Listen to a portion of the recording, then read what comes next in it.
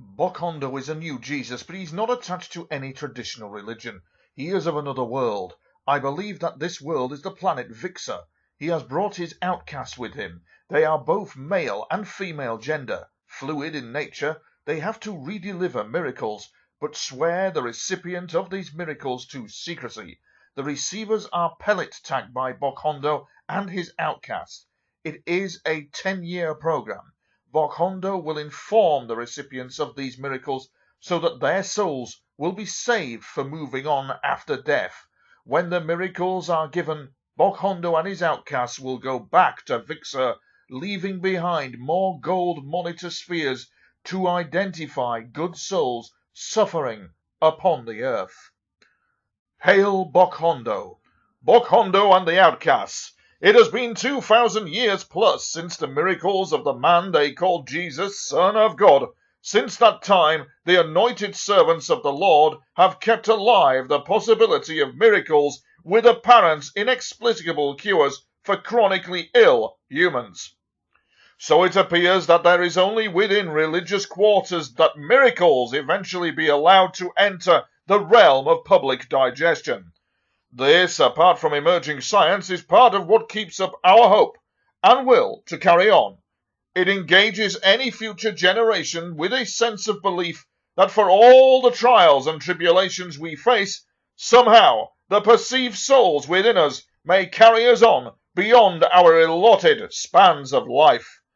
So, with multiplying millions of humans, food and medical shortages, and the political will to control and ration access to medical survival resources, there needed to be a sign to show that humans fated to illness still had the potential for a miracle, a form of inner power which could be promised in a real-time world with evidence of a qualified miracle.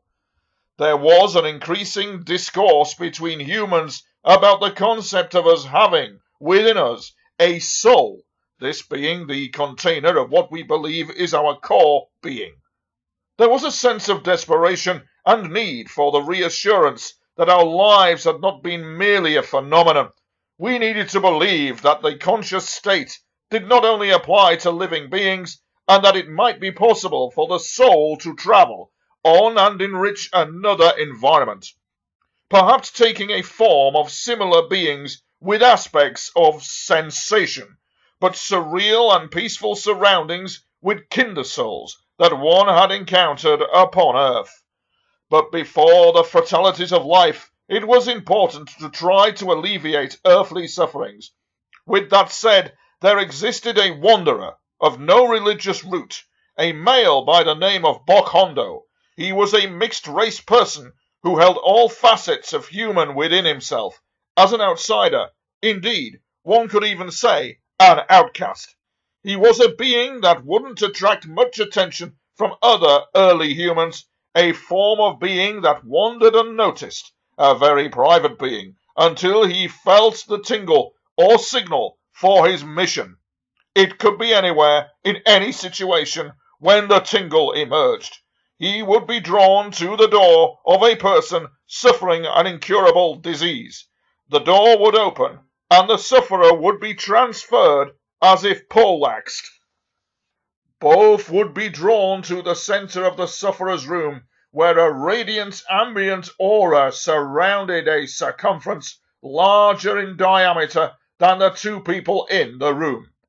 The experience lasted a constant 5 minutes. The sufferer stood back, the aura diminished, a sense of ultra-peace ensued, a great sense of well-being filled all the space. The sufferer asked, "How, why, and who are you?" Boc Hondo replied, "Please do not ask. I was sent a message through the continuum that it was you whom I had to visit. You were suffering and dying. I wanted to preserve your life so I can save your soul, for when your life is done, your soul has to grow and enrich its future in a land you know not of yet. But I have to say now, I must go before I attract too much attention. Do not tell a soul, and do not think that I am the Lord Jesus returned, for I am Boc Hondo, one of many to be known as outcasts. We come and go. You will never see me again. but your illness will become but a memory. So this was the start, a beginning for the secret miracles, Boc Hondo's outcasts' eternal pathways to saving souls. They were paying a visit to put balance into imbalance. Boc Hondo's outcasts' operation base location was a sunken craft in a medieval forest near a large pond. 100-foot tall trees surrounded it, squirrels raced along the larger fallen trees, and toads surrounding the pond edges said ribbit. In the evening, a hum could be heard like a dull thud, and red pulsing light could be seen in the daytime. Nothing could be detected as Flora covered the craft. Visitation planning amongst the 10 outcasts continued throughout the day. Oblivious to the world, the pilot ships of outcasts were getting ready for the first new inception of new miracles. Evening arrived and the Flora shield slid to the side. The hum and pulse started. Slowly head was generated and an energy emanated as a lid door lifted.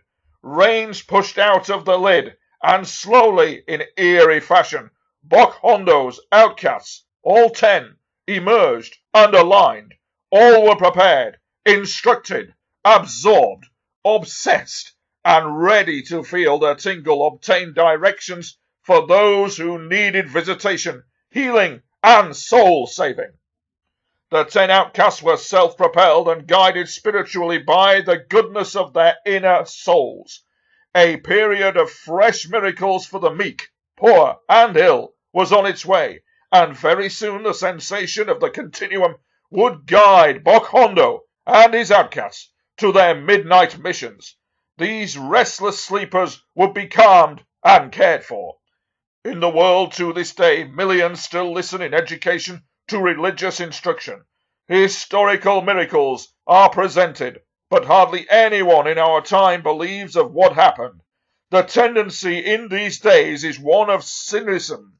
Science appears to offer pragmatic ways forward with incremental advancements. They are not the everyday humans, and that is a fact. It seems that Jesus is not showing evidence of modern day. It would not be unwise if there were public ones, as in modern times. What we know as media is ever present, so any miracles would have to be hidden and discreet. We do not know why we exist. We are born into mostly preset but variable forms of society. In many countries within our known spinning sphere, we ask mothers and fathers to answer our emerging questions, but they do not have any answers. Most of us have some basic perception of faith, much from inner belief, some derived within the parameters of religion, in families, regions, and countries. The elements of which they are aware are not known of within human existence. So, in essence, for thousands of years we have worked and molded a landscape. But who controls the human mind? What is our purpose as guests upon Earth? Perceived as the only solar planet that contains the required elements to support human endurance. There are no recent reports of religious manifestations of the Lord Jesus, yet the Bible struggles to survive, maintaining and modernizing stories that in reality have the dust of years upon them. What is the human race to do without visible evidence? It is only leading to an inevitable atomic crescendo. Has the so-called human race become rudderless without the Father of life? This seems possible. Did God go elsewhere, turn his mighty being into another universe? Maybe the visitation of the outcasts would give hope.